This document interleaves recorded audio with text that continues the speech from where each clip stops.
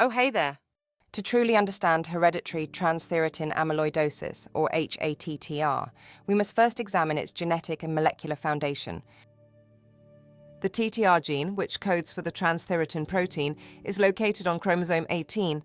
So far, researchers have identified more than 100 different mutations in this gene, most of which are passed down through generations in an autosomal dominant pattern.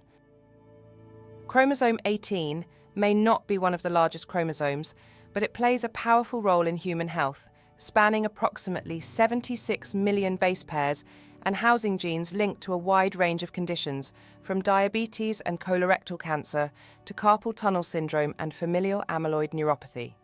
One of the most clinically significant genes located here is the TTR gene, the genetic blueprint for the transthyretin protein. Mutations in the TTR gene on chromosome 18 can cause the protein to misfold and form amyloid fibrils, leading to hereditary ATTR amyloidosis. Depending on the mutation, this may result in polyneuropathy, cardiomyopathy, or a combination of both, often passed down in families through autosomal dominant inheritance. Understanding the genetic origins of ATTR starts right here on chromosome 18, and recognizing its role is essential to early diagnosis, family screening, and targeted intervention. Although transthyretin has an inherent tendency to form insoluble fibrils, it's a single-point mutation that significantly increases its propensity to aggregate into beta-pleated sheets. These misfolded proteins form amyloid deposits in various tissues and organs, leading to familial amyloid disease. Hereditary transthyretin amyloidosis isn't a one-size-fits-all condition. In fact, genotype-phenotype diversity is one of its defining challenges. Different mutations in the TTR gene result in very different clinical manifestations, often shaped not only by the mutation itself, but also by geographic factors, ethnicity, and family history. Let's explore the three most common phenotype patterns. The cardiac-dominant phenotype is most strongly associated with the Val122I mutation. This form almost always involves the heart. The neurologic-dominant phenotype is typically linked to early-onset valine-30 methionine mutations, where patients mainly experience peripheral and autonomic nerve involvement. And finally, the mixed phenotype, combining both cardiac and neurologic symptoms, is often seen in patients with late-onset valine-30 methionine or threonine 60 alanine mutations.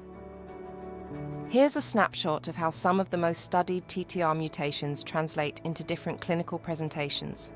Valine-122-isoleucine or Val122-iline, found in about 3 to 4% of African Americans. Symptoms typically begin after age 65. Cardiac involvement is always present, but peripheral neuropathy or carpal tunnel syndrome may occur in a smaller subset. Threonine 60 alanine or threonine 60 alanine, seen in about 1% of individuals from northwestern Ireland and their descendants. Onset is typically after 60. Cardiac disease appears in nearly half of cases, along with autonomic neuropathy. Valine-30 methionine, the most globally prevalent mutation, appears earlier in endemic regions, around age 30 to 40, and later elsewhere. Leads primarily to neuropathy early on, with cardiac features more likely in late-onset forms. Isoleucine 68 leucine or ILU 68 leucine, found mostly in central and northern Italy. Onset after 60, shows near universal cardiac involvement and carpal tunnel syndrome in nearly half of cases. Leucine 111 methionine, identified in Denmark, often presents before age 40, involves the heart and frequent CTS. Understanding the geographic distribution of these mutations is vital, especially in regions like sub-Saharan Africa, where the Valine-122 isoleucine variant is prevalent but still underdiagnosed. This overview highlights a critical reality. hATTR must be approached with genotype-specific awareness. This is particularly urgent in high-risk, underserved populations where misdiagnosis remains common and specialized diagnostics are limited. In the upcoming sections, we'll explore how this diversity informs phenotypic classification, genetic testing, surveillance strategies, and early diagnostic criteria tailored to each variant. Stay with us.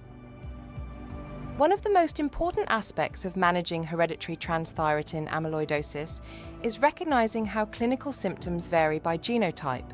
Comparative studies reveal significant differences in the likelihood and severity of symptoms such as neuropathy, autonomic dysfunction, gastrointestinal involvement, conduction system disturbances, and cardiomyopathy, depending on the patient's genetic profile. Let's walk through some key insights from the data. Early-onset valine 30-methionine mutations are strongly linked to positive neuropathic symptoms, autonomic dysfunction, and GI complaints. Cardiac symptoms, however, may be absent or only mildly present.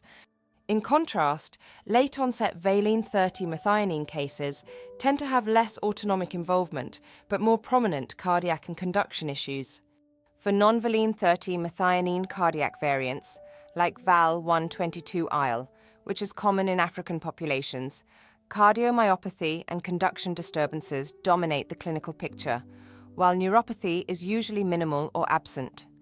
And in non-valine 30-methionine mixed phenotypes, you'll often see a blend of both neurologic and cardiac symptoms, including bilateral carpal tunnel syndrome, autonomic dysfunction, and heart failure.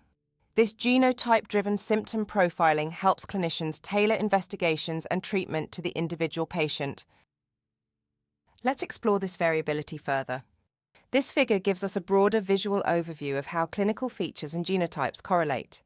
ATTR is truly a multisystem disease.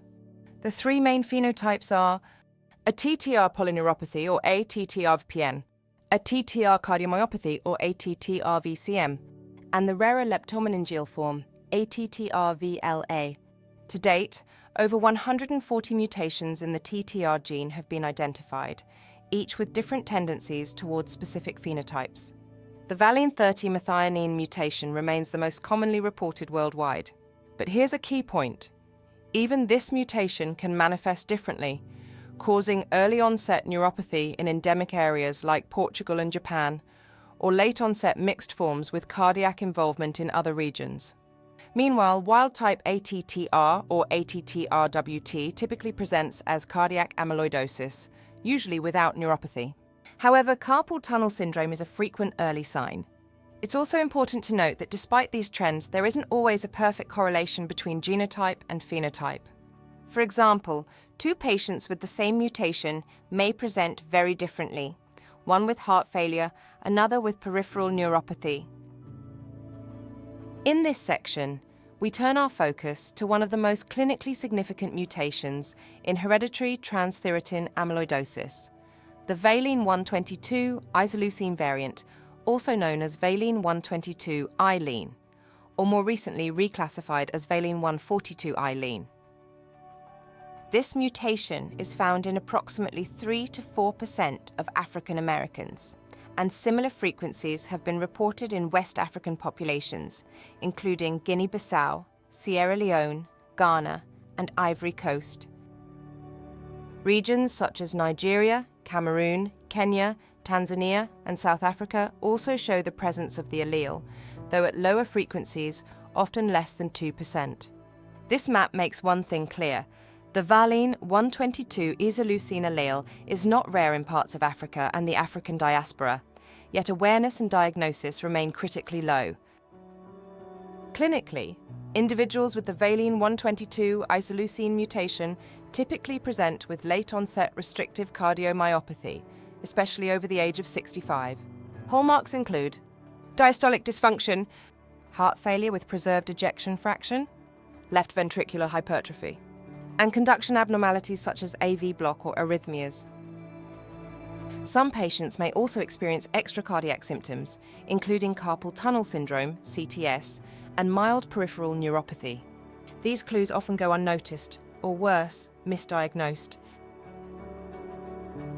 Despite its known prevalence and distinctive cardiac profile, the Val122I-lean mutation remains vastly underdiagnosed. Why? First, its clinical signs often mimic common conditions like hypertensive heart disease or ischemic cardiomyopathy, especially in aging Black populations. Second, there's limited access to genetic testing and advanced cardiac imaging across many regions where this mutation is most common. And third, perhaps most importantly, African and African-descended populations remain severely underrepresented in hATTR clinical trials, even though they carry one of the highest genetic risks worldwide. This underrepresentation creates a feedback loop of disparity: fewer diagnoses, fewer treatments, and limited advocacy for policy or resource allocation. Raising clinical awareness of the valine 122 isoleucine mutation isn't just about science, but equity, inclusion, and improving survival. In the next segment, we'll discuss how early screening, targeted testing, and culturally informed outreach can shift the narrative. When it comes to hereditary transthyretin amyloidosis, the implications extend far beyond the individual. This is a condition with generational consequences, and understanding how it's inherited is critical for early detection and family planning. hATTR follows an autosomal dominant inheritance pattern. This means that each child of an affected individual has a 50% chance of inheriting the mutated TTR gene regardless of their sex. In this model, males and females are equally affected. Each child's risk is independent, meaning one sibling inheriting the mutation doesn't influence the chance in another. However, inheriting the mutation does not always mean the disease will develop. That depends on penetrance, the specific mutation, and modifying environmental or genetic factors. Genetic testing plays a crucial role, especially in families with known cases of hATTR. By identifying asymptomatic carriers, we can initiate surveillance and early intervention before irreversible organ damage occurs. Informed family planning, helping individuals assess their risk of passing on the condition.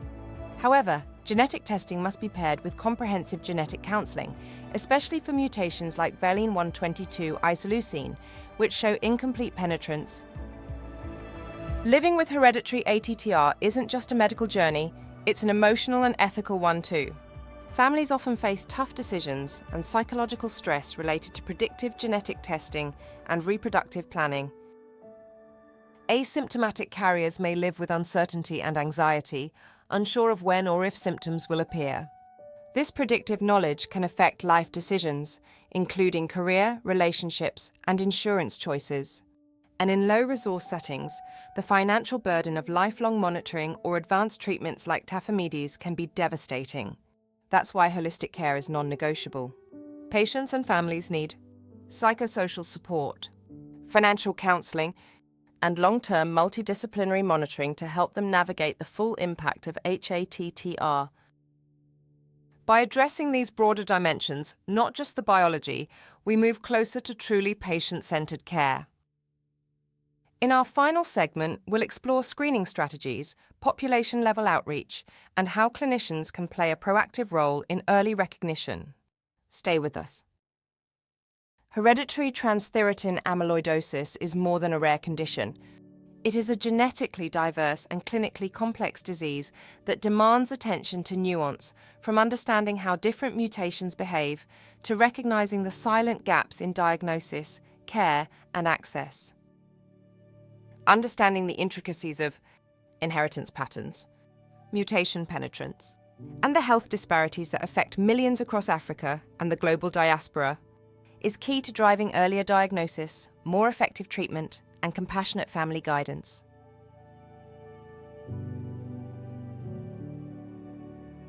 So what needs to happen?